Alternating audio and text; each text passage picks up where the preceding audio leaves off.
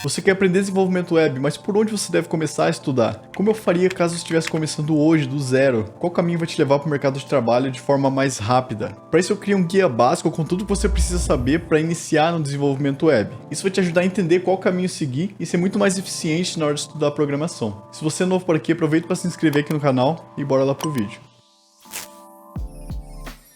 E para começar essa jornada, você precisa entender primeiro como que os sites funcionam. Os sites são basicamente um conjunto de arquivos e códigos que ficam em um servidor, e esse servidor é conectado à internet. O navegador, que pode ser o Google Chrome, Safari, Firefox e etc., é conhecido como cliente, e ele que faz essa conexão do seu computador com o servidor através da internet. E essa conexão faz com que você consiga acessar esses arquivos disponibilizados publicamente, além de receber e também enviar informações de volta para o servidor. Assim como temos nosso endereço de casa, com CEP, nome da rua, apartamento e etc., o servidor também tem seu endereço, que é chamado de endereço de IP, que nada mais é que um conjunto de números que serve para identificar dispositivos em uma rede. O domínio de um site, por exemplo, layercomp.net, nada mais é que uma forma mais amigável de acessar um endereço de IP, pois é muito mais fácil você decorar um nome do que um monte de números aleatórios, o que torna a internet mais acessível. Então o servidor pode ser um computador comum, igual que você tem aí na sua casa, desde que ele esteja conectado à internet e seja configurado apropriadamente. Mas pode ser também um serviço de hospedagem, como a AWS, Hostinger, DigitalOcean, GoDaddy e diversos outros que alugam máquinas muito potentes para servirem servidores para outras pessoas. Esse vídeo que você está assistindo agora, por exemplo, está vindo de um servidor do YouTube, que é basicamente um computador ou vários computadores que está localizado em algum lugar do mundo. O desenvolvimento web basicamente se divide em duas áreas, front-end e back-end. Cada uma dessas áreas serve para descrever uma parte desse relacionamento entre cliente e servidor, que eu expliquei aqui para você. O front-end nada mais é do que tudo aquilo que você vê e interage no lado do cliente, no seu navegador, no caso. Então toda a interface, botões, textos, ações de clique, formulários, tudo que você está vendo agora aqui na interface do YouTube faz parte do lado do cliente. Então isso é chamado de front-end. Front-end em português significa lado da frente, que de forma simplificada seria toda essa parte visual da interface. Já o back-end, ou lado de trás, é tudo aquilo que a gente não pode ver ou interagir diretamente, pois é aquela parte que fica no lado do servidor. Então o back-end engloba o servidor, o banco de dados, também a aplicação. Ele que é o responsável por comunicar com o front-end, enviando, processando dados e também recebendo informações. Então o back-end nunca terá contato direto com o usuário. Então, por exemplo, se você deixar um like agora nesse vídeo aqui, a interação será feita no front-end, porém a inserção dessa informação no banco de dados será feita pelo back-end. E a aplicação do back-end vai retornar uma resposta para o front-end, avisando que precisa alterar o estilo do botão. Existe também o que chamamos de desenvolvedor full stack, que é o profissional que trabalha com front-end e também com back-end. Um exemplo que eu gosto de utilizar para facilitar essa diferenciação é um restaurante. O front-end pode ser considerado toda a parte de atendimento, as mesas, talheres, decoração do salão, e o back-end seria a cozinha, onde são preparados os pratos, armazenados os utensílios e outras coisas que o cliente final não tem acesso. As duas partes são diferentes, porém elas são essenciais para que o restaurante funcione corretamente. O full stack seria tipo um food truck nesse caso. Uma das principais ferramentas que utilizamos no dia a dia é o editor de código. O editor de código pode ser uma IDE, que em português significa Ambiente de Desenvolvimento Integrado, que é basicamente um editor de código bem robusto, que inclui diversas ferramentas em uma única interface. Mas ele pode ser também um simples editor de texto. Para desenvolvimento web, nós normalmente utilizamos editores de código mais simples e mais leves, pois não tem necessidade da utilização de uma IDE, por exemplo, igual o caso de algumas tecnologias mobile e desktop. Então o editor de código nada mais é do que um editor de texto com poderes e funções especiais. Ele nos ajuda, por exemplo, com uma interface mais amigável, ele atribui cores para diferentes tipos de comandos, ele também autocompleta tags e comandos e facilita muito na hora de organizar arquivos. E além disso, ele possui diversas ferramentas e atalhos que facilitam muito o trabalho de um desenvolvedor no dia a dia. Existem diversos editores de código disponíveis na internet. Alguns dos mais populares são o VS Code, Sublime Text, Notepad++, Atom e Vim. O que eu utilizo no meu dia a dia é o VS Code, que é uma versão mais leve do Visual Studio, que é uma IDE da Microsoft. Ele é gratuito e hoje é um dos editores de código mais utilizados no mundo. E eu recomendo você baixar ele porque é muito bom e você não vai precisar mais do que esse editor para trabalhar com projetos web, beleza? O desenvolvedor front-end vai trabalhar com as linguagens base da web, o HTML, o CSS e o JavaScript. Então vamos começar pelo HTML. O que é o HTML? HTML no português significa linguagem de marcação de hipertexto. O HTML é a linguagem de marcação padrão para documentos feitos para serem exibidos em um navegador. Ele não é uma linguagem de programação, mas isso não faz dele menos ou mais importante que outras linguagens. Então caso você esteja no navegador, toda a estrutura de conteúdo que aparece no seu navegador é HTML. O HTML pode ser estático, mas ele também pode ser gerado através de linguagens de programação.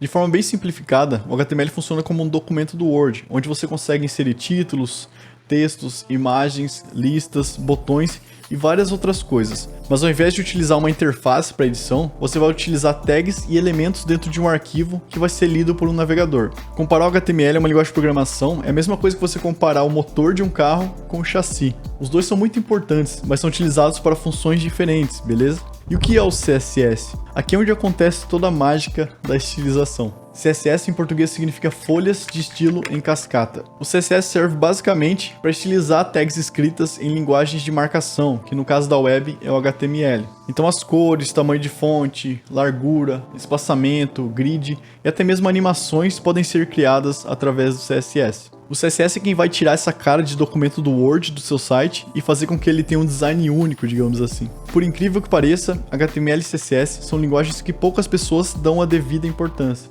por achar que isso é algo muito simples e superficial. Muitos desenvolvedores web no mercado sabem apenas o básico de HTML e CSS. É muito difícil a gente encontrar alguém que realmente saiba escrever. A maioria insere código CSS aleatoriamente até acertar alguma coisa. E isso torna essa capacidade de replicar um design no código um tremendo diferencial para o desenvolvedor front-end. Então leve isso como um conselho, um bom HTML e CSS faz total diferença na performance, SEO, experiência do usuário e diversas outras coisas que impactam diretamente no resultado final da sua aplicação. Além disso, um desenvolvedor que entende bem de HTML e CSS já consegue trabalhar com a criação de sites estáticos. Porém, se você for seguir pelo caminho do front-end, é muito importante que você também aprenda JavaScript e algum framework. Beleza? Mas o que é exatamente o JavaScript? O JavaScript, ou o JS, assim como o HTML e o CSS, é uma das principais tecnologias da web. No mundo todo, cerca de 97% dos sites utilizam o JavaScript. O JavaScript é a linguagem de programação do front-end. Ele serve para deixar o conteúdo dinâmico, realizar interações, comunicar com o back-end e diversas outras coisas que não seriam possíveis diretamente no HTML. E o mais legal do JavaScript é que ele também pode ser utilizado no desenvolvimento back-end e mobile. Isso torna ele uma linguagem muito mais versátil, porque você consegue aprender uma linguagem só e aplicar em diferentes cenários. Pois caso você odeie HTML e CSS, o que pode acontecer, nada impede você de ir para o back-end utilizando JavaScript com Node.js ou mobile utilizando React Native, por exemplo. Então essa é a base para um desenvolvedor front-end, HTML, CSS e JavaScript. É isso que você precisa estudar inicialmente, e caso você esteja dominando essas linguagens, aí você pode começar a pensar em outras tecnologias, como bibliotecas, frameworks e coisas do tipo. Mas o que são os frameworks? Frameworks são ferramentas que possuem códigos e estruturas prontas, o que facilita muito o desenvolvimento. Alguns exemplos populares de frameworks JavaScript são React,